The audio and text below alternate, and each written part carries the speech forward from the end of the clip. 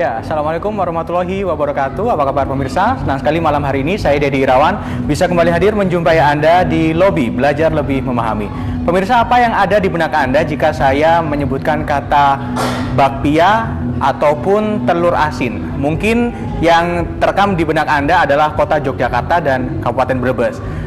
Anda mungkin belum mengenal kampung-kampung yang akan saya hadirkan pada malam hari ini di lobi. Namun sedikit clue untuk Anda bahwa di sekitar kita, tepatnya di Sidoarjo dan juga Pasuruan, ada sentra penghasil telur asin dan juga bakpia. Seperti apa? Simak dalam liputan berikut ini.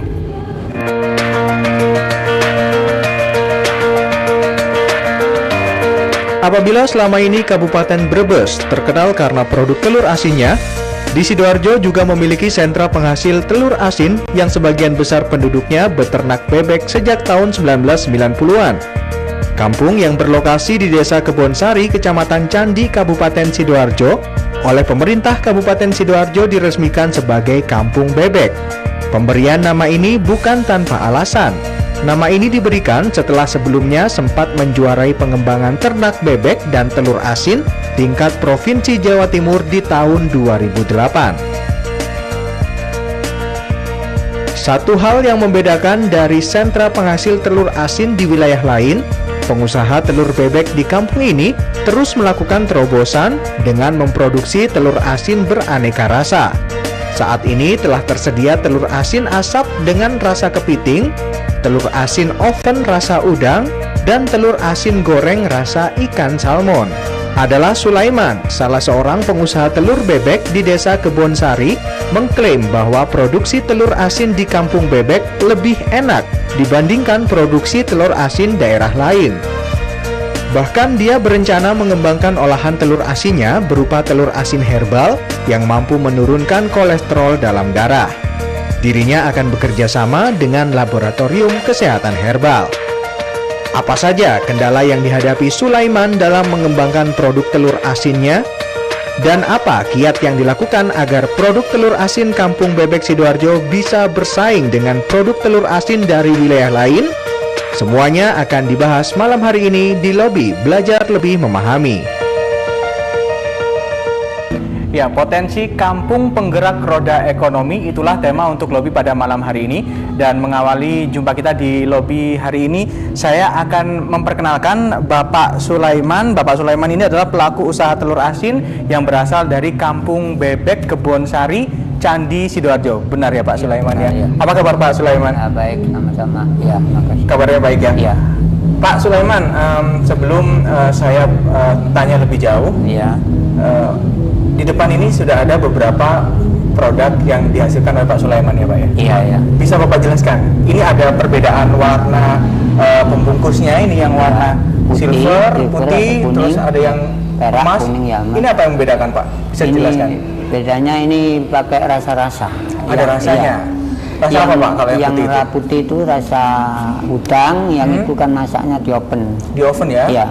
Okay. Sedangkan yang kuning kemas itu rasa ikan salmon. Rasa ikan salmon? Ya, itu cara masaknya digoreng. Digoreng? Iya, sama minyak. Kalau yang udang itu juga digoreng juga? Bukan, di oven. Di oven juga? Ya. Oh, oke, di oven, yang satunya digoreng? Ya, baik. yang satunya yang hitam ini diasap. Diasap? Ya. Sehingga menghasilkan warna gelap Hitam, itu tadi ya? Gelap, ya. Oke. Pak Sulaiman, Ya. kalau dari VT yang baru saja kita simak, Ya. Kampung Bebek ini sempat memenangkan semacam kompetisi begitu ya Pak ya? Iya. Di tahun 2008. Ya, ini juaranya berturut-turut. Mulai 2009 itu juara daerah, tingkat daerah. Oke. Tingkat 2. Oke. Terus 2010-nya itu juara Jawa Timur, itu tingkat 1. Oke. Terus naik lagi juara nasional. Di tahun berapa Pak? Di tahun yang 2010. sama? Iya, 2010. Berarti kalau selama ini masyarakat lebih mengenal telur asin itu dari Brebes, mungkin tidak banyak yang tahu ya Pak ya, kalau justru juara tingkat nasionalnya adalah dari Sidoarjo. Iya. Kalau Bapak melihat pada saat itu apa yang membuat Juara. keberhasilan dari Sidoarjo ini Pak? Ya itu, terutama dari mutu telurnya bagus, terus rasanya lain dari daerah lain, terus keduanya itu cangkangnya agak tebal terus ndak amis rasanya. Mutu telur bagus itu seperti apa Pak? Ya rasanya itu ndak amis, Ndak terus amis. ada proteinnya, cara apa itu maem itu banyak. Oke. Makanan dari sari-sari laut itiknya itu.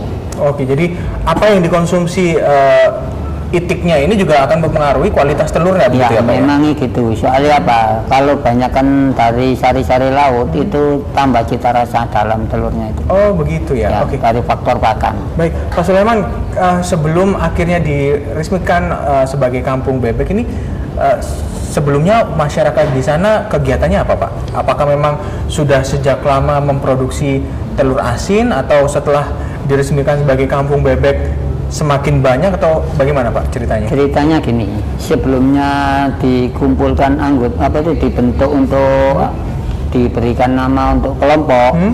Itu kan gini, waktu itu kan masih gembala. Oke. Terus saya itu kan sekitar 87 itu gembala di sawah-sawah. Terus saya pikir nggak bisa banyak. Terus akhirnya di sana itu ada nelayan kupang, itu bisa diternak dimakan bebek. Terus sekitar 87, 92 saya ingin ternak. Oke. Terus setelah itu bisa banyak, terus sampai gitu orang-orang semua ikut ternak semua. Terus akhirnya dikasih wadah untuk daerah, dikumpulkan, dijadikan kelompok. Kelompoknya namanya Sumber Pangan. Tahun berapa itu Pak akhirnya Sekitar terbentuk kelompok Sumber Pangan itu? 2008 nggak salah. 2008. Ya.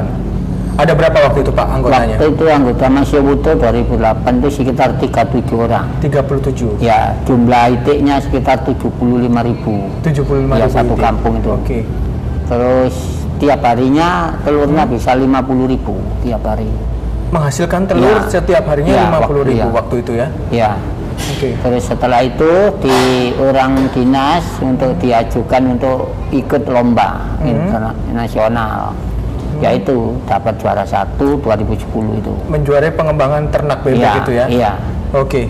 Pak, kalau Bapak tadi menjelaskan ada begitu banyak varian.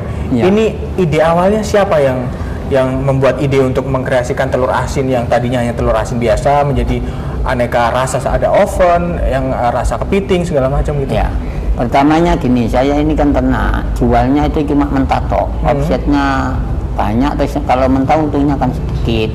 Saya kembali untuk bikin apa itu telur asin yang original itu. Telur asin jualnya ke warung, ke pasar gitu pertamanya. Terus lama-lama kok sering kerusakan telur, soalnya tanya kan tidak lama. Tidak tahan lama Ya. gitu ya? Oke. Terus gimana caranya saya ini bikin telur yang agak tahan lama, terus tidak pakai pengawet gitu. Yaitu saya asap pertama. Caranya diasap? Iya, caranya saya asap, terus sama batok, terus saya taruh di rumah sampai 20 hari itu enggak rusak. Masih tahan ya? Ya. Oke. Terus ada lagi saya ini, berarti ini kalau di oven juga gitu, terus saya bikin oven. Oke. Terus setelah saya bikin oven sama. Lebih tahan Ya, lama begitu? ya sama 20 hari bisa. 20 hari Kalau juga. bisa minta kering sampai 1 bulan juga. Oke. Tinggal Tergantung masaknya. lama tidaknya proses Ya, pengovenannya ya. gitu ya Pak ya? Oke. Terus buat lagi ini yang digoreng sama apa tuh minyak. Itu keluar ide-ide itu kapan tepatnya Pak Sulaiman? Dijawab nanti ya Pak Sulaiman karena kita iya, harus iya. jeda dulu. Iya. Dan bagi Anda pemirsa yang ingin bertanya-tanya dengan Pak Sulaiman terkait dengan bagaimana pengembangan peternakan itik sehingga menghasilkan telur asin yang beraneka rasa seperti ini, Anda bisa menghubungi nomor telepon 031 582 596 54. Babi akan segera kembali sesaat lagi.